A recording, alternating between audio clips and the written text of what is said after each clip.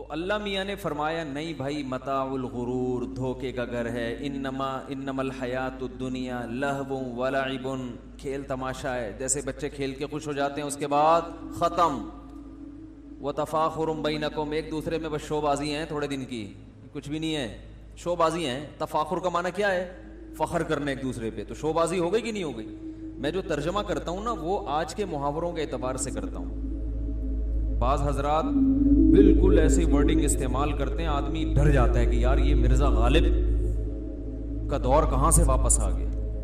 اب تفاخر کا اصل معنی تو ہے ایک دوسرے پہ فخر کرنا، لیکن اگر آپ عوام کی سطح پہ آ کے بات کریں تو لوگ جب کسی کو سمجھاتے ہیں، جیسے کوئی اپنی گاڑی لے کے گھوم رہا ہو تو آپ یہ نہیں لوگ اس کو یہ نہیں کہتے آپ ایک دوسرے پہ فخر کر رہے ہیں. لوگ کہتے ہیں یار شو بازی بہت ہو رہی ہے آج کل، کہتے ہیں نا شو بازی بہت. نہیں آپ نے بائک خریدی ہے، گھمائے جا رہے ہو گلی سے بار بار گزر، شو بازی. تو تفاخر کا مطلب کیا ہے؟ شو بازی. شو ایک ہوتا ہے شو، اپنی چیز شو کرنا، اور ایک ہوتا ہے شو بازی. شو کرنا تو کوئی مسئلہ نہیں ہے، شو بازی کا مطلب دوسرے کو اس کی اوقات دکھانا، دوسرے کو اس کی اوقات کہ تم کیا ہو غریب، ہم کیا ہیں پیسے والے، یہ حرام ہے.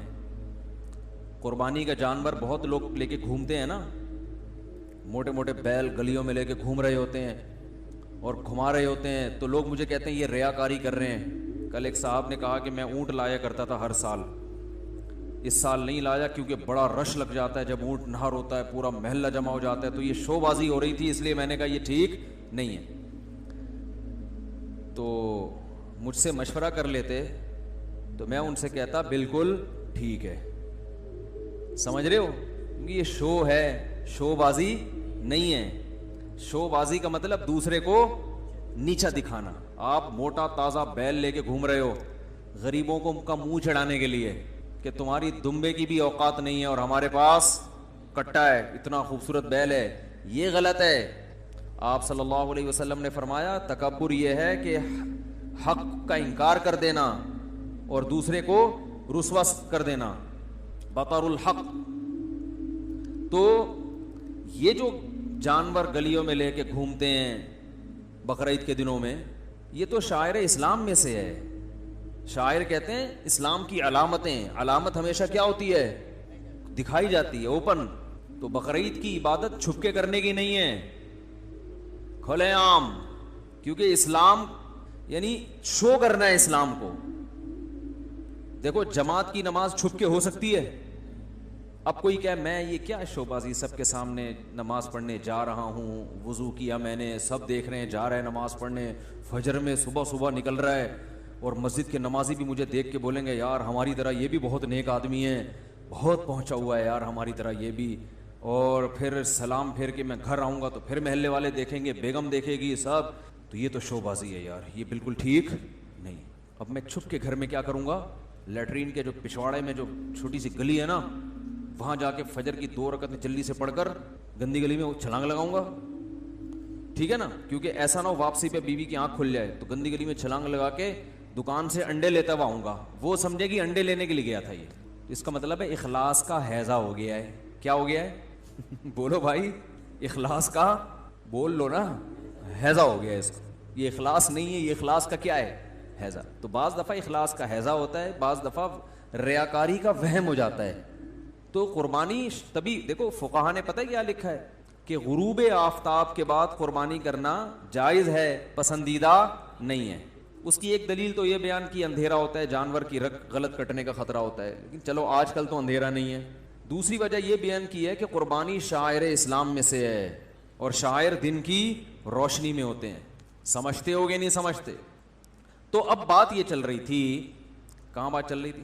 وہ مثالوں پر تو بات آئی. ہاں میں یہ بقرعید کی بات کر رہا تھا کہ جانور لوگ لے کے گھوم رہے ہیں، گھومنے تو بھائی اچھی بات ہے، پتہ چلتا ہے مسلمانوں کی کیا آ گئی ہے بقرعید. کتنا اچھا لگتا ہے ہر گلی میں. ابھی تو کٹ کٹا کے سارے ختم ہو گئے نا، وہ تو بقرعید گزر گئی. تو کیسے اچھے لگ رہے ہوتے ہیں جانور، گلی میں رونقیں ہوتی ہیں، تمبو لگا کے لڑکے بیٹھے ہوئے، منجی ڈال کے، چارپائی ڈال کے. میں نے ایک تاجر سے پوچھا، وہ کہہ رہے تھے یار اتوار کا بیان میں بڑا مزہ آیا، پچھلے کو جو 2-3 ہفتے پہلے ہوا نا. میں نے کہا کیا کہہ رہے ہیں یار؟ آپ نے جو مثال دی نا، غریب آدمی کو چارپائی پہ سوتے ہوئے غم نہیں کرنا چاہیے. میں نے مثال دی نا, غربت کوئی عیب نہیں ہے بھائی, اگر اپنی حرکتوں سے غریب نہ ہوا ہو بشرطے کہ اللہ کی طرف سے غریب ہو. ٹھیک ہے. تو کہہ رہا ہے یار وہ جب آپ نے مثال دی نا کہ منجی جو ہے نا, پنجاب میں منجی چارپائی کو کہتے ہیں, کہہ رہا آپ نے مثال دی نا کہ چارپائی پہ فائدہ یہ ہوتا ہے کہ نیچے سے بھی ہوا لگتی ہے. گدے پہ جب آپ بیڈ پہ آپ سوتے ہیں تو ادھر سے بھی ہوا لگے گی, ادھر سے بھی لگے گی, اوپر سے بھی, نیچے سے لگے گی ہوا. اب غریب آدمی احساس کمتری میں آتا ہے, یار مالدار لوگ گدوں پہ سوتے ہیں اور ہم کس پہ, چارپائی پہ. تو میں نے اس میں غریبوں کو بیان میں سمجھایا تھا کہ تم زیادہ خوشی میں ہو اس لیے کہ تمہیں ہوا اوپر سے بھی, ادھر سے بھی, ادھر سے بھی اور نیچے سے بھی. تو وہ مجھے کہنے لگے یار مجھے ایسی بہت زیادہ ہے. تو میں نے کہا غریب کو اب منجی پہ لیٹنے میں انشاءاللہ ایسا مزہ آئے گا, آئے گا کہ نہیں آئے گا, وہ محسوس کرے گا کہ واقعی مفتی صاحب نے صحیح بول رہا تھا, نیچے سے ہوا لگ رہی ہے کہ نہیں لگ رہی. لگے گی تو انشاءاللہ وہ بیڈ کو بھول جائے گا. تو پورے بیان میں ان کو یہ بات یاد رہ گئی تھی, کہاں کیا چل رہا تھا یار. تو یہ جو ایک ہوتا ہے شو, تو بعض عبادتیں اسلام میں ہے بھائی کیا کرو, شو. صدقہ اور خیرات قرآن میں جہاں بھی ذکر ہے تقریباً ہر مقام پہ کہ سرن و علانیتن, صدقہ یہ چھپ کے بھی کرتے ہیں اور دکھا کے بھی کرتے ہیں. تو جو دکھا کے کرتے ہیں تو کہ شو بازی ہے, نہیں, شو کرتے ہیں صدقہ, شو بازی نہیں کرتے بلکہ صدقے کو کیا کرتے ہیں, شو کرتے ہیں. شو کرنے میں مقصد کیا ہے بھائی, مسلمان سخی ہوتے ہیں, اس میں بڑی حکمت ہے. اگر آپ ہمیشہ چھپا کے صدقہ کرو گے, ہمیشہ کیا کرو گے, چھپا کے, تو کیا پتہ چلے گا لوگوں کے کہ مسلمان کتنے سخی ہوتے ہیں. تو ہم نے تو یہ بھی ظاہر کرنا ہے کہ مسلمان کیا ہوتے ہیں, سخی. صرف باتیں نہیں کرتے, عملاً بھی. وہ دیکھو فلاں وہ سیٹ نے بنا کے دیا اسپتال, وہ دیکھو غریب کے گھر ہر مہینے راشن فلاں سیٹ بھیجتا ہے, وہ دیکھو, تو پتہ چلے گا. اسلام کا انٹروڈکشن ہوگا. اسلام کا انٹروڈکشن کتابوں سے نہیں ہوتا, مسلمان سے ہوگا کہ مسلم کیسے ہوتے ہیں. اس لیے اللہ نے کہا دکھاؤ بھی, کوئی مسئلہ نہیں ہے, ڈرو مت, پبلک کو بھی دکھا دکھا کے دیا کرو, اور لیکن کچھ چھپ کے بھی دو. اتنا چھپ کے کہ دائیں ہاتھ سے دو تو بائیں کو پتا نہ چلے. ہمارے یہاں الٹا ہو رہا ہے, دائیں ہاتھ سے لیتے ہیں, بائیں کو پتا چلتا ہی نہیں. لینے میں ایسا یوں کریں گے, لیفٹ کو بھی نہیں پتا چلتا. تو الٹا چل رہا ہے نا, لیتے ایسے چھپا کے ہیں, کسی کو بھی کوئی چیز دو نا ایک دم یوں سائڈ پہ لے جائے گا بس. تو دائیں سے دو اور بائیں کو پتا نہ چلے. اس میں یہ بھی ہے کہ ہمیشہ صدقہ سیدھے ہاتھ سے دینا چاہیے. نبی ہمیشہ سیدھے ہاتھ کی مثالیں دیتے ہیں, اور جتنے مالی لین دین ہے, پیمنٹ کرنی ہے سیدھے ہاتھ سے. مجھے تو اگر کوئی الٹے ہاتھ سے پیمنٹ کر رہا ہوتا ہے نا کسی چیز کی, میں کہتا ہوں بھائی ہاتھ چینج کر لے, اللہ نے برکت کس میں رکھی ہے, تو اپنی نحوست ہمیں کیوں ٹرانسفر کر رہا ہے بھائی. سنت بھی ہے سیدھے ہاتھ سے لین دین, تو کوئی بھی دکاندار ہو کوئی چیز لا کے دیا کرے بھائی سیدھے, لیکن جس سے بے تکلفی ہو اس کو سمجھاؤ. ہر آدمی کو بلا وجہ سمجھانے کی کوشش نہ کرو, ہر آدمی کی اتنی سمجھ نہیں ہوتی. وہ بار بار وہ بعض لوگ لبرل سے ہوتے ہیں, وہ مذہب کو فالو نہیں کرتے. اب وہ الٹے ہاتھ سے انڈے دے رہا, آپ کو سیدھے ہاتھ سے کہ چل بھائی نکل یہاں سے الٹے سیدھے, تو وہ اور اسلام کو نہ برا بلا کہنا شروع کر دے نا. تو ہر کام سیدھے ہاتھ سے, الٹے ہاتھ سے استنجا کرو, ٹھیک ہے نا. یہ کام اللہ نے چمیٹ مارنا ہو اگر اس میں بھی پہلے کوشش کس سے کرو, سیدھے ہاتھ سے. اس سے بات نہیں بن رہی تو پھر الٹے کی طرف آؤ. بعض دفعہ یہ تھک جاتے ہیں نا, تو یہ اس لیے کہہ رہا ہوں کہیں لڑائی ہو گئی تو آپ نے کہا, مفتی صاحب نے کہا تھا صرف سیدھا ہاتھ, تو اب الٹا استعمال ہی نہیں کر رہے. بھائی لڑائی میں ابتدا سیدھے ہاتھ سے کرو, بسم اللہ کس سے ہونی چاہیے. پھر جو موقع مل رہا ہے نا, جو اس کی سائڈ سامنے آ گئی تو اس والی سائڈ پہ جو ہاتھ آپ کا صحیح طرح سے چپک سکتا ہے وہ والا ہاتھ یوز کرو.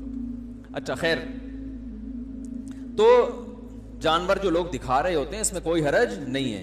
یہ شو بازی میں اس وقت آئے گا, تکبر میں اس وقت آئے گا جب دوسرے کو نیچا دکھانے کے لیے کہ ہمارے پاس اونٹ ہے اور تمہارے پاس بکری بھی نہیں ہے. اور یہ دل کی کیفیت ہے, یہ دل میں اللہ ہی جانتے ہیں کون دوسرے کو نیچا دکھانے کے لیے کر رہا ہے اور کس کا مقصد.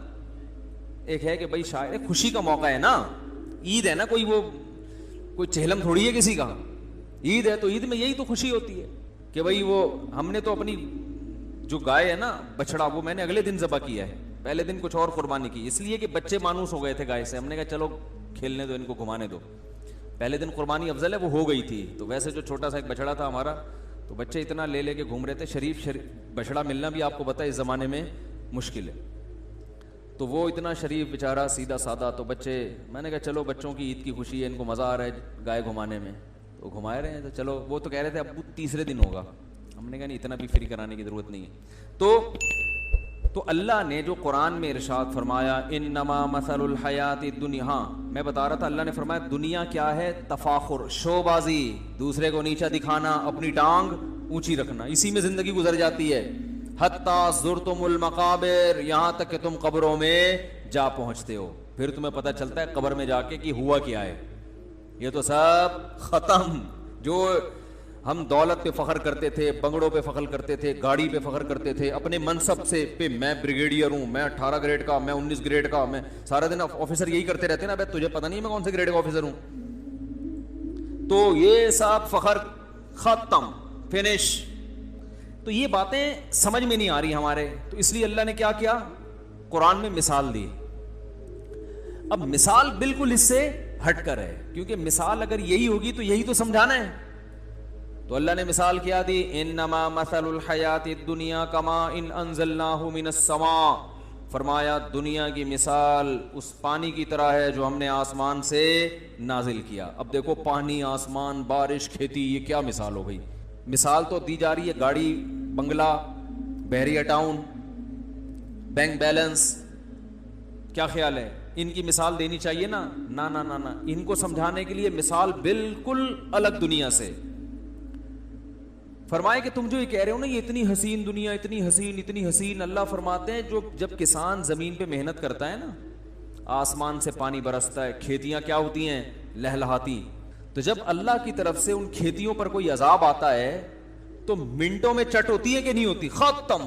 کوئی ٹڈیاں مسلط ہو گئیں، کوئی طوفان آ گیا، بہت ہوتا ہے، یہ آج بھی ہوتا ہے کہ سارا سال کسان نے محنت کی اور کھیتی لہلہا رہی ہے، اور جیسے پھل لدے ہوئے ہیں اس پہ، اور دانہ گندم لہرا رہی ہے، اور بڑا زبردست۔ اب جا کے کیا کرنا ہے؟ ہم نے کھیتی کاٹنی ہے، اور صبح اٹھے کہ لم تغن بالامس، ایسا نام و نشان ختم ہوتا ہے جیسے یہاں کچھ تھا ہی نہیں۔ تو پہلے تو یہ بہت ہوتا تھا، جب قرآن نازل ہوا تو اس زمانے میں تو زیادہ اچھی طرح یہ مثال سمجھ میں آتی تھی نا، اس میں وسائل نہیں تھے نا اتنے۔ تو اللہ فرماتے ہیں زندگی کی بہاریں جب ختم ہوں گی نا تو بالکل کیفیت یہی ہوگی جو اس کسان کی تھی، جس نے پورے سال محنت کی اور کھیتیاں لہلہانے لگیں، رات کو وہ گھر میں سوئے، اچانک ہماری طرف سے کوئی طوفان مسلط ہوا یا کوئی ٹڈیوں کا عذاب مسلط ہوا، اور وہ راتوں رات کھیتیاں چٹ، اور جب صبح اٹھ کے دیکھ رہا ہے تو کفے افسوس مل رہا ہے، ہاتھ مل رہا ہے اپنے، یہ کیا ہو گیا؟ آپ پوچھیں گاؤں دیہاتوں کے لوگوں سے، پہلے لوگوں سے پوچھیں کہ ایسا ہوتا تھا نہیں ہوتا؟ تو کہیں گے بھائی ایسا ایک دانہ بھی باقی نہیں بچتا، کوئی کیڑا مسلط ہوتا ہے نا ایک دم چٹ، طوفان آتا ہے، پوری کھیتیاں اڑ جاتی ہیں۔ تو اللہ فرماتے ہیں اس وقت کسان کو جو حسرت ہوتی ہے نا، ہائے میری پوری محنت برباد۔ تو جب موت کا جھٹکا آئے گا نا، جو اتارے گا تمہیں قبر میں، اس وقت تمہاری بالکل یہی کیفیت ہوگی کہ یہ کیا ہو گیا؟ میں تو 18 گریڈ کا آفیسر تھا، میں تو 22ویں گریڈ کا تھا، میرے پاس تو لینڈ کروزر تھی، میرے تو بحریہ ٹاؤن میں 6 پلاٹ تھے، میرے تو فلیٹ بن چکا تھا، ابھی تو رہنا تھا اس میں، میری تو بچی کی شادی ہونے والی تھی، اور مفتی صاحب کے بیان سن کے میں نے تو 4 کا سوچا ہوا تھا، ہیں بھائی، ابھی تو دوسری ہوئی تھی، ابھی تو پھڈوں سے باہر نکلا تھا، ابھی تو سسر صاحب کا موڈ کچھ اچھا ہوا تھا۔ بہت ساری باتیں سوچو گے، وہ سب خواب اور خیال دھرے کے درے، فینش، ختم۔ اور اللہ فرماتے ہیں کسان کی تو پھر بھی کچھ حالت ہوتی ہے، پلاٹ ہے، زمین ہے، چلو دوبارہ محنت کریں گے، تمہاری حالت کیا ہوگی؟ 2 چیزیں کسان کہتے ہیں 1 سال محنت کی، اللہ فرماتے ہیں تم یہ نہیں کہو گے 1 سال، تم جب آخرت کی زندگی دیکھو گے نا، طویل، قبر کا زمانہ کتنا طویل، پھر میدان حشر کتنا طویل، پھر جنت جہنم تو ہمیشہ۔ فرمائے جب یہ ٹائم دیکھو گے نا تو تم سے جب پوچھا جائے گا کم لبثتم فی الارض عدد سنین، تم زمین میں رہے کتنا ہو، زندگی تمہیں کتنے سال کی ملی تھی، تو تم یہ کہو گے کہ لبثنا یومن او بعض یوم، 1 دن یا اس سے بھی کم۔ جس کو تم بہت طویل سمجھ رہے تھے نا، جس میں تم اپنی عیاشی چھوڑنے کے لیے تیار نہیں تھے، اور اس دنیا سے جب اللہ کہتا تھا دل نہ لگاؤ تو تم کہتے تھے نہیں بھائی، اللہ کہتا تھا مسافر خانہ ہے، تم کہتے نہیں بھائی 50 سال 60 سال یہ سفر کوئی ایسا تھوڑی ہے کہ 12 گھنٹے میں ملتان پہنچ گئے، یہ تو 60 سال کا 70 سال کا سفر ہے۔ تو اللہ کہیں گے وہ ملتان کا سفر تو پھر بھی 12 گھنٹے کا تھا، یہ ایسا لگے گا جیسے چند منٹوں کا سفر تھا، یہ تمہیں اس سے بھی کم لگے گا۔ میں اکثر جو مثالیں دیتا ہوں نا، آپ ملتان جا رہے ہیں بندہ، آپ پشاور جا رہے ہیں بندہ، کہاں جا رہا ہے؟ ملتان جا رہا ہے، تو آپ کو اس سے اتنا عشق ہو گیا تو لوگ ملامت کریں گے نا، بھائی اس کا اسٹیشن الگ، تیرا اسٹیشن الگ، تھوڑی دیر میں بچھڑ جانا ہے، تو اس سے محبت کیوں کر رہے ہو؟ اے سی پارلر میں سفر کر رہے ہو تو ان سیٹوں سے محبت کیوں کر رہے ہو؟ تو ہو سکتا ہے کسی کو خیال آئے ابے بھائی مفتی صاحب آپ ٹرین کی مثال دے رہے ہو، پشاور ملتان کی مثال دے رہے ہو, پشاور 24 گھنٹے میں پہنچنا چاہیے اس لیے کہہ رہا ہوں کہ ابھی میں کہنے والا تھا پہنچتے ہیں, لیکن ایک دم مجھے خیال آیا آج تک کوئی ٹرین سے 24 گھنٹے میں پشاور نہیں پہنچا, تو میں نے کہا جھوٹ نہ ہو جائے نا, آپ پشاور ٹرین سے جائیں آپ کو پولیس نکالے گی وہاں سے, مذاق نہیں. وہ 50-50 آتا تھا, اس میں بتایا کہ لاہور سے کراچی ٹرین میں آ رہے ہیں, تو بچے سوار ہوئے تھے, جب کراچی پہنچے تو وہ بڑے ہو چکے تھے. صحیح ہے نا, وہ کیا ہو چکے تھے, بڑے ہو چکے. تو اس زمانے میں تو ٹرینوں کا حال بہت خراب تھا, اب کم از کم کراچی لاہور کا تو اچھا ہو گیا, لیکن پنڈی پشاور کا وہی حال ہے. تو خوشحال خان خٹک چلائیے, تو نام تو بڑا اچھا ہے, لیکن ایسا لگتا ہے کہ خوشحال خان خٹک کے دور میں اس ٹرین کو بنایا گیا تھا, اس کے بعد سے اس کی ریپیئرنگ نہیں ہوئی ہے. سمجھ رہے ہیں نا, تو ایسا لگتا ہے دیکھنے میں کہ خوشحال خان خٹک اس کا نام اس لیے رکھا ہے کہ انہوں نے اس کا سنگ بنیاد رکھا تھا, حالانکہ نہیں, وہ بیچاروں نے تھوڑی رکھا تھا, اتنی پرانی. تو اب آپ کہہ سکتے ہیں مفتی صاحب مثالیں آپ دے رہے ہو 24 گھنٹے سفر کی, اور اس میں ملتان والے کو آپ کہہ رہے ہو اس سے عشق ہو گیا, اس سے محبت ہو گئی. تو بھائی 12 گھنٹے والے سفر میں تو عشق محبت سوٹ نہیں کرتا, ہمارا سفر تو بہت طویل ہے, کوئی 50 سال, کوئی 60 سال, کوئی 70 سال. تو اللہ فرماتے ہیں کہ جب آخرت میں تم قبر میں جاؤ گے نا, تو تم ملتان کے سفر کو پھر بھی لمبا سمجھو گے جتنا دنیا میں سمجھ رہے ہو. دنیا کے سفر کو چند منٹوں کا بولو گے بہت جلدی, ابھی پیدا ہوئے تھے اور ابھی مر گئے, اتنی جلدی. یہ سفر اس سے بھی کم ہے, اس لیے کہ اصل زندگی کون سی ہے, آخرت کی, بہت طویل ہے, بہت طویل. اس کے مقابلے میں دیکھ, جب انسان کمپیئر کرتا ہے نا کسی سے, تو پھر وہ احساس ہوتا ہے کہ کیا پایا اور کیا کھویا. آپ کے پاس دولت ہے, آپ غریبوں کے علاقے میں رہتے ہو, آپ ہر وقت آپ کو لگے گا مجھ سے بڑا دولت مند کوئی بھی نہیں, لیکن آپ وہیں کسی دولت مندوں کے علاقے میں چلے جاؤ تو آپ کو لگے گا مجھ سے زیادہ غریب دنیا میں کوئی ہے ہی نہیں, ہر وقت رونا دھونا شروع کر دو گے. تو اصل میں ہم نے جو حیات ہے نا, زندگی, وہ دیکھی نہیں ہے. زندگی کہتے کس کو ہیں, تو اللہ فرماتے ہیں یہ زندگی نہیں ہے, یہ تو ایسے ہی بس تھوڑے دن 40. پہلے زمانے میں لوگوں کی عمریں کتنی ہوتی تھیں, 1000 سال. نوح علیہ السلام تو 1000 سال تو صرف 950 سال تو تبلیغ کی ہے, تو اس سے پتہ چلتا ہے کہ عمریں کتنی لمبی ہوتی تھی نا اس زمانے میں. 200-250 سال میں جا کے بالغ ہوتے ہوں گے. 400 سال کا بچہ کہتا ہوگا ابا میں 400 سال کا ہو گیا, 2 دانت کا ہو گیا, اب تو میری شادی کرا دو. ابا کہتے تھے 150-200 سال ٹھہر جا, میں نے تیرے لیے رشتہ دیکھ لیا. یہی ہوتا ہوگا نا, کیا ہو گیا, میں مذاق کر رہا ہوں کیا بھائی؟ جب 1000 سال عمر اور قد بھی اسی حساب سے ہوتے تھے نا ان کے. ارے مجھے ایک بات بتاؤ, قد کیوں لمبے ہوتے تھے؟ اس کا عمر سے تعلق ہے نا, جن کی عمریں لمبی تو پھر اسی حساب سے قد کاٹ ہوگا نا. کیونکہ دیکھو ہماری عمر ہو گئی 60-70 سال, تو ہم اتنے سے پیدا ہوتے ہیں, 15 سال میں اتنے ہو جاتے ہیں, ایسا ہی ہے نا. اور پھر 18 سال میں تھوڑے سے اور بڑے ہوئے, پھر باقی جتنے 30-40 سال ہے وہی اسی کی کٹنگ اور سیٹنگ ہوتی رہتی ہے, ختم ہو گئی کہانی. اب اگر 1000 سال کسی کی عمر دی جائے اور وہ 15 سال میں اتنا بڑا ہو جائے, تو باقی 900 سال کیا کرے گا وہ جو کھا رہا ہے وہ کہاں جائے گا؟ تو ظاہر ہے وہ خود بخود قد بڑھنے میں ٹائم زیادہ لگے گا اس کا, یعنی بڑھتا رہے گا قد. وہ 250-300 سال میں جا کے پورا قد مکمل کرے گا, پھر جتنا کھائے گا تو وہ اس سے پہلے ماس بنے گا, پھر وہ فیٹ بننا شروع ہوگا, پھر 900 سال میں جا کے کولیسٹرول کے مسائل پیدا ہوں گے, کڈنی کے مسائل, شوگر وغیرہ, یہ سب. تو ہر چیز لیٹ ہو رہی ہے نا. کیا ہو گیا؟ تو اب سوچو کہ نوح علیہ السلام کے زمانے میں جب عمریں 1000 سال کی ہوا کرتی تھیں, تو 150-200 سال بالغ ہونے میں لگتے ہوں گے, ہے بھائی. پھر کہیں نکاح کا پیغام بھیجا تو لڑکی والے کہتے ہوں گے ہم انشاءاللہ 1988 میں آپ کو اس زمانے کا جو بھی 1988 ہوگا ذرا ٹھہر جائیں, ہم آپ کو 150-200 سال بس مشورہ کر رہے ہیں ہم ابھی, انشاءاللہ 150-200 سال سے زیادہ ٹائم نہیں لگے گا. ایک خیال ہے میرا, خیال ہی, گورنمنٹ کی طرف سے ایسی باتیں کرنے پر کوئی پابندی نہیں. تو قد بھی ایسے ہی ہوتے تھے, قد ایسے ہوتے تھے. حدیث میں آتا ہے, بخاری کی حدیث ہے کہ آدم علیہ السلام کا جو قد ہے وہ 60 گز تھا, یعنی ہاتھ کو 60 سے ملٹیپلائی کر لیں, 60 سے, 1 گز تقریباً اتنا ہوتا ہے, تو یہ 1 میٹر سمجھ لیں آپ, تو 60 میٹر, اتنا بڑا قد. تبھی میں کہتا ہوں یہ جو ڈائناسورز کی کہانی ہے نا, یہ اس زمانے کی چھپکلیاں ہوں گی, حقیقت ہے, کیونکہ اتنی چھپکلیاں تو یہ تو چیونٹیوں کی طرح ہوتی ہیں.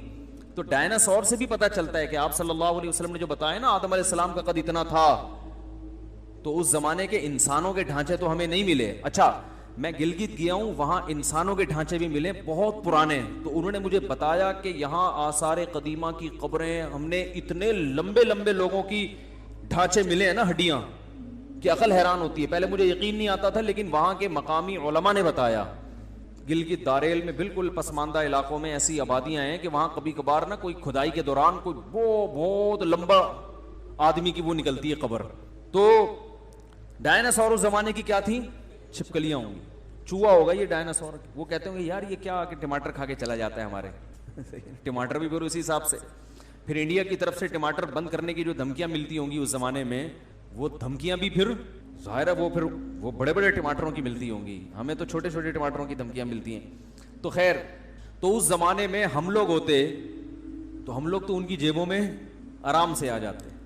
کیسے لمبے، اس کے بعد سے جو مختصر ہونا شروع ہوئے، پھر ایک دور آیا کہ چائنا وجود میں آیا، اتنے سے لوگ پدے پدے سے برما کے لوگ وجود میں آئے، یہ اور گھٹتے جا رہے ہیں، ٹھیک ہے نا، چھوٹے ہوتے جا رہے ہیں. خیر کہاں سے کہاں بات چلی جاتی ہے. تو اچھا میں یہ کہہ رہا ہوں ان کی عمریں اتنی لمبی تھیں، تو آپ خود سوچو کہ وہ اگر ہماری عمروں کو دیکھیں تو ہنسیں گے کہ نہیں ہنسیں گے؟ بولیں گے یار تمہارے پیغمبر نے جو تم سے مطالبہ کیا ہے تھوڑے دن انسان کا بچہ بن کے رہو، تو یہ کون سا مشکل کام ہے؟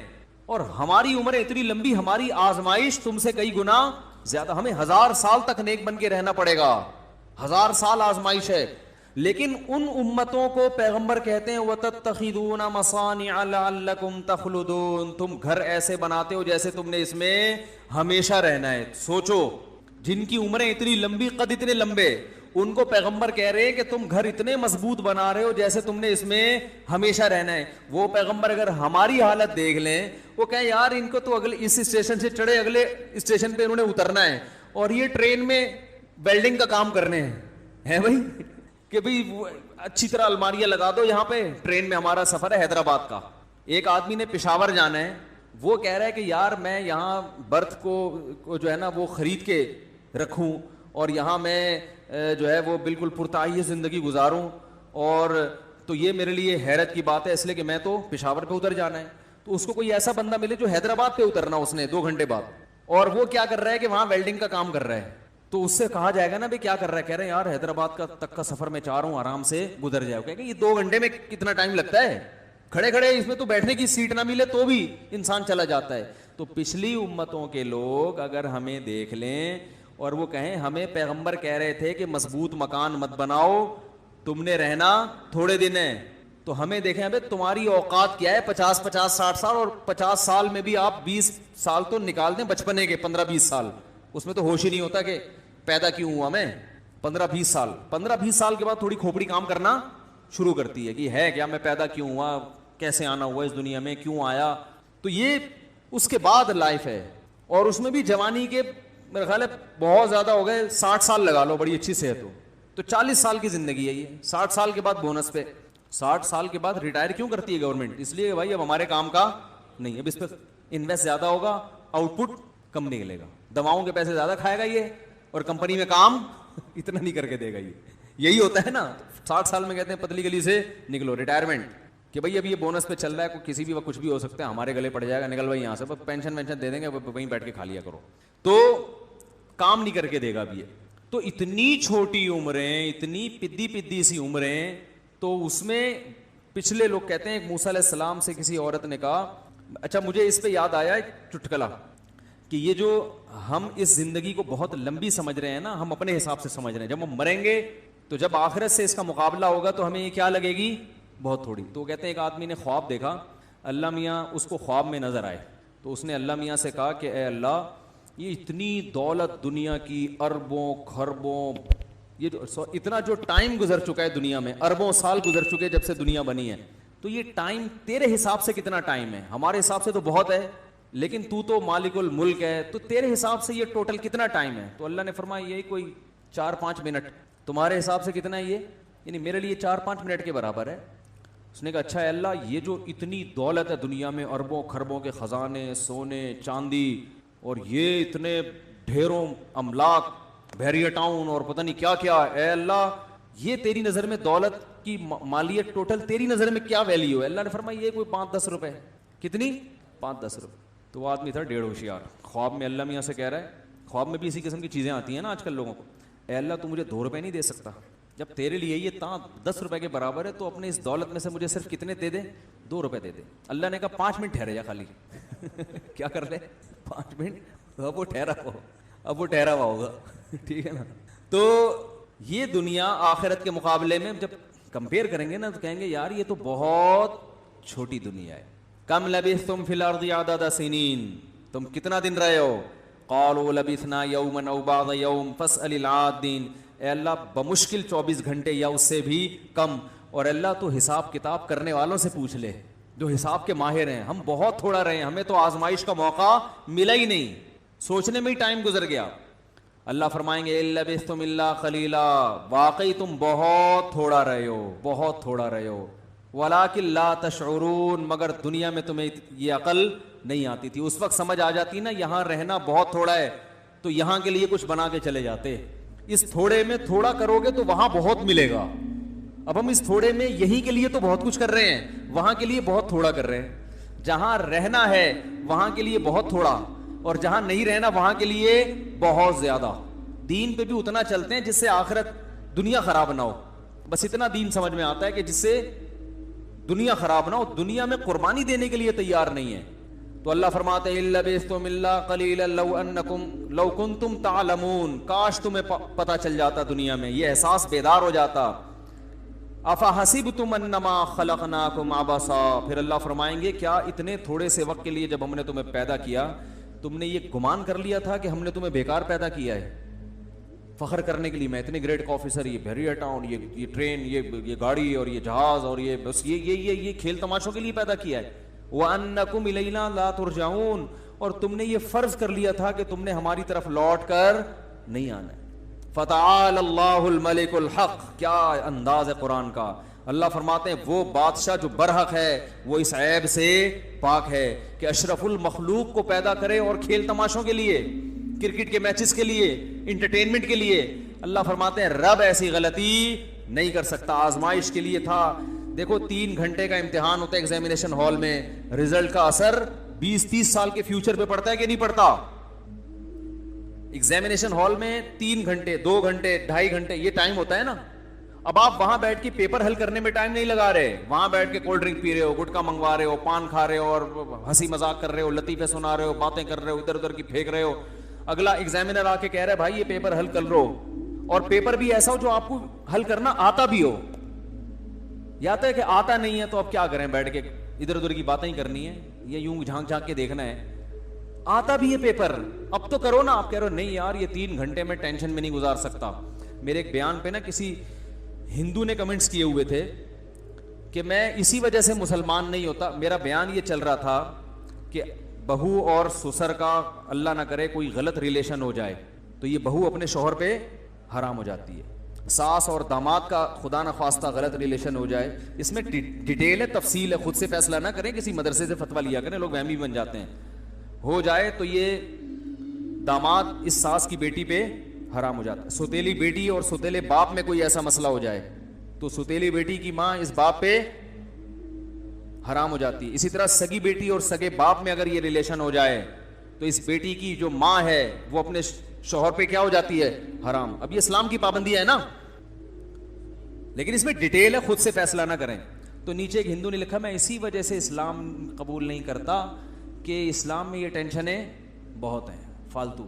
یعنی پورے الفاظ تو مجھے اس کے یاد نہیں, اس کا مفہوم میں بیان کر رہا ہوں کہ میں اسی وجہ سے اسلام, کلی کی بات ہے, کلی کلپ میں کوئی دیکھ رہا تھا اپنا نیچے کسی ہندو کے کمنٹس, اب اسلام میں یہ فضول چیز معاذ اللہ اس طرح کی فضول قسم کی ٹینشن. لائف کو کیا کرو, انجوائے. مسلمان ہو یہ حلال ہے یہ حرام ہے, باہر جاتے ہیں یہ بڑا مسئلہ کھڑا ہوتا ہے نا, جہاز میں بیٹھو حلال حرام, بھائی حلال چاہیے حرام نہیں چاہیے. پھر وہاں گئے تو 10 مسائل. جو لوگ زنا سے بچتے ہیں, ایک ڈاکٹر ہے امریکہ میں, بڑے خاندانی ڈاکٹر ہیں, بہت اونچی پوسٹ پر ہیں, لاہور کے ہیں, وہ اوریجنل لاہوری نہیں ہوتے تو لاہور کے ہیں. بہت, ایک تو پاکستانی جتنے اچھے اچھے ہوتے ہیں بہت سے باہر نکل جاتے ہیں, تو بڑے قابل ڈاکٹر ہیں. امریکہ میں ان کی بڑی عزت ہے, گورے بڑی عزت کرتے ہیں ان کی. تو اللہ نے پھر اسی حساب سے پیسہ بھی ان کو بہت دیا. تو اب کیا ہے کہ صحت مند بھی ہیں. لاہوری آپ کو پتا ہے سری پائے کھا کے جوان ہوتے ہیں نا, لسی والا واقعہ یاد ہے, لسی اور چائے والا. تو پنجاب کے لوگوں کی صحتیں بڑی خاندانی ہوتی ہیں ماشاءاللہ, خوراک اچھی ہوتی ہے. تو وہ بڑی اچھی خوراک مجھ سے ملنے کے لیے بھی آئے تھے. بیان سنتے ہیں پابندی کے, ہو سکتا ہے یہ واقعہ بھی سنیں, ہو کیا سکتا ہے, یقینی ہے کہ سنیں گے یہ واقعہ. تو لیکن پتہ نہیں کسی کو چلے گا کہ کون کس کی بات ہو رہی ہے. امریکہ میں بہت سے ڈاکٹر بہت اچھے ہیں اور بہت سے لاہور کے ہیں, اس لیے میں کسی کا راز فاش نہیں کرتا.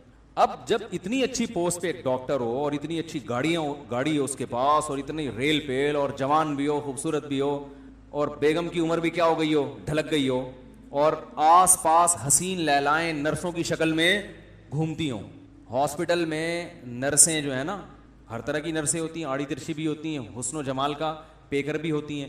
اب آپ ایسا نہ ہاسپٹل چلے جاؤ, یار مفتی صاحب تو بڑے زبردست, ہمیں تو پتہ ہی نہیں تھا, انہوں نے مجھے بتایا. ٹھیک ہے, تو پیسہ بھی ہے اور وہاں زنا کو معیوب نہیں سمجھا جاتا. تو مجھے بتا رہے تھے کہ ان کی عمر ہو گئی 50-55 سال. کہہ رہے ہیں میں نے الحمدللہ زنا نہیں کیا, لیکن بتا رہے تھے کہ میں بہت ٹینشن میں رہتا ہوں, بہت ٹینشن میں رہتا ہوں. کیونکہ جب آدمی 55-60 سال کا ہوتا ہے تو بیگم کی عمر بھی ایک زیادہ ہو چکی ہوتی ہے. پھر اتنے وسائل کے ساتھ جب لڑکیاں خود برائی کی آفر کر رہی ہوں, اور انسان 1-2 دن کی بات نہیں ہے, 20-25 سال سے اپنے آپ کو اس برائی سے بچا کے رکھے. تو مجھے اپنا یہ واقعہ بیان کر رہے تھے, میں نے کہا سلوٹ ہے ڈاکٹر صاحب آپ کو. میں نے کہا آپ کو کیا ہے, میری طرف سے سلوٹ. تو تقویٰ ہے بھائی, یہ کیا ہے, تقویٰ ہے. خیر میں نے ان کو غلط مشورے بھی دیے کہ آپ شادی کر لیں, جن کو آپ غلط کہتے ہیں آپ کے لحاظ سے. انہوں نے کہا پیٹوں گا یار, سسرال سے بہت برا پیٹوں گا. اب بتاؤ یار یہ ظلم ہے یا نہیں ہے ایک آدمی کے اوپر, پیسہ بھی ہے اس کو 100. میں نے کہا آپ 3 امریکی خوبصورت نرسوں کو مسلمان کرو. اب ان کو یہ نہیں بتانا اس لیے مسلمان کر رہا ہوں کہ تم خوبصورت ہو. بھائی جب نکاح کرنا ہے تو ٹھیک ہے, کوئی خوبصورت مل رہی ہے تو خوبصورت سے مل لو, خوبصورت سے کر لو, لیکن ان کو چونکہ مل رہی ہے نا خوبصورت, اس لیے کہہ رہا ہوں کہ زنا کرنے سے بہتر کیا ہے, مسلمان کرو ان کو, اور مسلمان ہو جائیں گی انشاءاللہ. نہیں ہو رہی تو جاؤ, نہیں کرو جاؤ بھائی, نہیں کریں گے شادی. جو برائی کی پیشکش کرے اس سے بولو بھائی اسلام میں زنا کیا ہے, حرام ہے. بولو بھائی آپ اسلام قبول کرو سچے دل سے, ایسا نہ ہو کہ صرف شادی کی لالچ میں کر رہی ہو. اس کو کتابیں دو, اور جب تجربہ کرو کہ واقعی دل سے مسلمان ہوئی ہے, نکاح کر لو اس سے, اور اس کو بتا دو 2 اور کروں گا, پہلے ہی بتا دو اس کو. تو وہ انگریز لڑکیاں آپ کو پتا ہے دوسری تیسری بیوی بننے پر آسانی سے راضی ہو جاتی ہیں, مسلمان عورتیں راضی نہیں ہوتی, انگریز ہو جاتی ہیں. وہاں جو لوگ کہتے ہیں بتاتے ہیں ہمیں, کہتے ہیں وہ آسانی سے ہو جاتی ہیں. اس کی وجہ یہ ہے کہ ان کو پہلے ہی پتا ہوتا ہے کہ ہمارا جو بوائے فرینڈ ہے اس کمبخت نے چھپا کے 25-30 گرل فرینڈس اور بھی رکھی ہوئی ہیں, اس کو کوئی بھروسہ نہیں ہے کب بدل جائے. تو وہ زیادہ آسانی سے ان کو سمجھ میں یہ بات آ جاتی ہے. تو لیکن وہ کہنے لگے یار مفتی صاحب پٹواؤ گے, میں لاہور میں جو ہے نا, ایک تو میرے بچے پکڑ کے کوٹیں گے مجھے, اور پھر وہ بڑے مسائل ہیں. لیکن بہرحال ان کا حوصلہ ہے یا نہیں ہے برائی سے بچنا, کتنا بڑا حوصلہ ہے. تو کیا بات کر رہا تھا میں, ہاں اب یہ ہندو جو مجھے کہہ رہا تھا, یہ ساس بہو کے جو میں نے واقعات بیان کیا, سسر بہو, اور یہ تو اس پہ جو کہہ رہا تھا یار یہ اتنی ٹینشن ہے, اس کو جب اس ڈاکٹر صاحب کا واقعہ بتائیں گے اس ہندو کو, تو وہ تو کہے گا یہ تو اس سے بھی بڑی ٹینشن ہے یار, اتنے موقع مل رہا ہے. دیکھو یہ ہندو لوگ اسلام کی 4 شادیوں پہ بہت اعتراض کرتے ہیں, لیکن جب اسلام زنا سے بچنے کا کہہ رہا ہے, بیوی سے وفا کرنے کا کہہ رہا ہے, تو پھر یہ کیا کرتے ہیں, عیاشی کو برا نہیں کہتے. بتاؤ مرد کی عیاشی زنا میں ہے یا نکاح میں؟ زنا میں عیاشی ہے. اسلام نے تو مرد کو پابند کر دیا, بھائی جو بیوی ہے بس وہی ہے, اس کے حقوق ادا کرنے ہیں. اور یہ لوگ کیا کرتے ہیں, سب نہیں کرتے ہوں گے لیکن بہت سے کرتے ہیں عیاشی, کوئی حد نہیں. ایک ہندو ڈاکٹر ہے, اس نے مجھے خود بتایا, میں نے کہا دیکھو دل سے بتاؤ آپ ساری زندگی ایک بیوی پر اکتفا کرتے ہو؟ اس نے کہا نہیں, بیوی ایک ہوتی ہے لیگل, انلیگل بہت کچھ ہوتا ہے. سب ہندو ڈاکٹر نہیں کرتے ہوں گے, میں سب کو نہیں کہہ رہا, لیکن بہت سے کرتے بھی ہیں. تو وہ جو ڈاکٹر تھا اس نے صحیح بات بتا دی, اس نے کہا ایسا نہیں ہوتا, لیگل بیوی ایک ہے, باقی بہت ادھر ادھر منہ مارتے ہیں. تو صحیح بات تھی, اس نے بتا دی مجھ سے کہ بھائی بہت ہوتا ہے منہ مارنا, اور کہا کہ اس کو برا بھی نہیں سمجھا جاتا. اس نے مجھے خود بتایا کہ ارے اس کو اب برا نہیں سمجھا جاتا, ادھر ادھر سفر کرنے جاتے ہیں سب, طوائف خانوں میں جاتے ہیں عیاشی کرنے کے لیے, نائٹ کلبوں میں جا کے سب کچھ کر رہے ہوتے ہیں. تو میں نے کہا یار یہ اچھا نہیں ہے, اسلام نے اس طرح کہہ دیا. تو خیر اب دیکھو وہ جب یہ سنے گا کہ اتنا بڑا ڈاکٹر, اتنے مالی وسائل, سب کچھ ہونے کے باوجود نرسیں خود دائیں بائیں آ کے گناہ کی آفر کر رہی ہیں, پھر بھی وہ برائی کی, اور ہے بھی لاہوری, ہندو تو سبزی کھاتے ہیں بھائی, تمہارے لیے تو بچنا آسان ہے. لیکن جو لاہور کا ہو, صحت مند صحت اس نے لاہور والی رکھی ہوئی ہو, لاہور کا پانی اور لاہور کی ہوا. میں لاہور جاتا ہوں نا, دیکھو کراچی کے بہت فضائل ہیں, مجھے محبت کراچی سے ہی ہے, جو سیدھی سی بات بتا دوں, لیکن صحت کراچی میں نہیں ہے. لاہور میں جاتا ہوں نا, ایک دم رنگ صاف ہونا شروع ہو جاتا ہے, صاف پتہ چلتا ہے, بھوک ڈبل ہو جاتی ہے. پانی ایسا ہے کہ آدمی پیے اور غائب, اتنا اچھا پانی, ایسی اچھی ہوا, تو صحت وہاں جا کے بہت اچھی ہو جاتی ہے. تو وہیں کا جو کوئی پلا بڑا ہو, وہ فریب خوردہ شاہی جو پلا ہو کرگسوں میں, اسے کیا خبر کہ کیا ہے راو رس میں شہبازی. علامہ اقبال نے کہا تھا, جو شاہین کرگس یعنی گدھ میں, شاہین کا جو بچہ تھا نا, غلطی سے گدھ کے پنجرے میں, وہ گھونسلے میں آ گیا, تو بچپن سے اس کا اٹھنا بیٹھنا کس کے ساتھ تھا, گدھوں کے ساتھ, تو اب اس کی حرکتیں بھی کیا ہو گئی, گدھوں والی, تو فریب میں آ گیا نا. تو علامہ اقبال نے کہا جو شاہین کی پرواز اور شکار کا اسٹائل ہے, تو شاہین کا بچہ اگر گدھوں میں رہ کے بڑا ہو, جوان ہو, تو حرکتیں اس کی شاہینوں والی نہیں ہوں گی, گدھوں والی ہوں گی. نہیں آ رہی سمجھ میں؟ تو بھائی تہذیب کراچی میں, صحت لاہور میں. کراچی آئیے تو آپ کو آئیے, بیٹھیے, جائیے, تشریف لائیے, یہ ایٹیٹیوڈ ملے گا آپ کو. صحت سے باریک باریک آپ دیکھیں نوجوانوں کو کیا حال ہے, قمیض اتاریں تو ایکس رے کرنے کی ضرورت ہے ہی, پوری پتھریاں وتھریاں ڈاکٹر باہر سے بیٹھ کے چیک کر لیتے ہیں, گردے میں کتنی پتھریاں باہر سے نظر آ رہی ہیں, گردہ بھی ہے یا نہیں ہے یہ بھی کنفرم نہیں ہوتا, پتہ نہیں. تو لیکن صحت کہاں ملے گی آپ کو؟ لاہور میں تہذیب اتنی زیادہ نہیں ہے, میں گیا ہوں وہاں بہت طبیعت سے آدمی کو دھوتے ہیں وہ لوگ نا, اسٹائل ایسا بکری ہے بالکل, ہر وقت مستی میں رہیں گے. لاہور جاؤ, پنجاب والوں سے ملو, ایسا لگتا ہے ہر وقت فل مستی میں, ٹھیک ہے نا, ہر وقت انٹرٹینمنٹ میں رہتے ہیں, یعنی اس کنڈیشن میں رہتے ہیں, لطیفے اور جوک, اور وہ جگت کہتے ہیں, جگت بازیاں, بہت بس مستائے ہوئے رہتے ہیں ہر وقت. تو صحت کہاں ملے گی آپ کو؟ وہ پنجاب میں ملے گی. تو اس لیے میں کہہ رہا ہوں جو لاہور میں رہا نہیں ہے اسے کیا خبر کہ کیا صحت کسے کہتے ہیں, ٹھیک ہے نا. جاؤ 1-2 مہینے وہاں گزارو تو آپ کو پتہ چلے گا, چہرہ میں ایسا کھل جائے گا, کلر آپ کا بالکل وائٹ ہو جائے گا, اور ایسا زبردست لال سرخ ہو جائے گا چہرہ, تو بڑی ٹائٹ صحت بنتی ہے وہاں جا کے. تو وہ ڈاکٹر بھی لاہور کے. تو ہندو کو کوئی بتائے کہ بھائی تو ذرا لاہور میں 2 مہینے گزار, اور پھر تیرے پاس بھی اتنا پیسہ ہو, پھر تو بھی جا امریکہ میں, اور نرسیں تیرے بھی دائیں بائیں گھوم رہی ہوں, اور کھا بھی گوشت. ٹماٹر کھانے سے دوسری شادی سمجھ میں نہیں آتی, اور میرے بیان ٹماٹر کھانے والوں کے لیے ہیں ہی نہیں. کھا بھی گوشت, پائے جو وہ کھاتے ہیں لاہور کے لوگ, گوجرانوالا لاہور ساتھ ہی ہے نا, اتنے پائے کھاتے ہیں کہ ہمارے دوست کہہ رہے تھے بھینسیں کیا اینٹوں پہ کھڑی ہوتی ہیں یہاں پہ, سارے پائے تو یہ کھا جاتے ہیں, سجی کے پائے اور فلانے کے پائے اور ڈمکانے کے پائے اور سری پائے اور انڈے چھولے اور مرغ چھولے, اتنی پیٹم بم جیسی خوراکیں ہیں. ہم بچپن میں بھی لاہور جاتے تھے, ہوٹل میں جا کے پوچھتے تھے کیا ہے اچھا کھانا, کہنا مرغ چھولے. میں نے کہا نام ایسا خطرناک ہے, تو چھولے ایک تو وہ ویسے ہی آپ کو پتا ہے کتنے, پھر دیسی مرغ کے چھولے, وہ اور کیا ایٹم بم بنا رہا ہے کیا, کچھ ہلکی پھلکی چیز لیا بھائی. تو مرغ چھولے کھائے ہوئے ہوں, اور سری اور پائے اور یہ اس طرح کی چیزیں, تو وہ کھا کے پھر آدمی کہاں چلا جائے, امریکہ میں. تو کسی ہندو کو لاؤ جو میرے بیان پہ کمنٹس کر رہا تھا نا, ابے یہ کیا, ابے یہ کیا, تو اس کو لے کر آؤ, اس کو 2 مہینے لاہور میں رکھو, وہاں کی ہوا اور وہاں کی جو مستائی ہوئی طبیعت جو لوگوں کی ہے وہ اس سے بھی مانوس ہوگا, تھوڑا لائف کو انجوائے کرنا بھی سیکھے گا. پھر اس کو اچھی طرح فل کر کے آپ بھیج دو امریکہ, پھر اس سے بول بچ کے دکھا. تو وہ کہے گا بھائی میں تو پہلے اسلام کو سمجھ میں نہیں آ رہا تھا, اب تو بالکل بھی سمجھ میں نہیں آ رہا. وہ ایک انگریز مسلمان ہوا انڈیا میں گرمیوں میں, تو ایک دیہاتی نے بولا مسلمان رمضان میں ہو گیا, تو بولا ہو تو گیا, ابھی اس کا دماغ سیٹ ہو جائے گا, پتہ چل جائے گا اس کو. تو میرے بھائی یہ جو پابندیاں اسلام نے ہم پہ لگائی ہیں, یہ ہندو کی سمجھ میں اس لیے نہیں آ رہی ہیں کہ اس کا موت کے بعد زندگی کے بارے میں تصور ہے نہیں, وہ مرنے کے بعد حیات پر یقین نہیں رکھتا.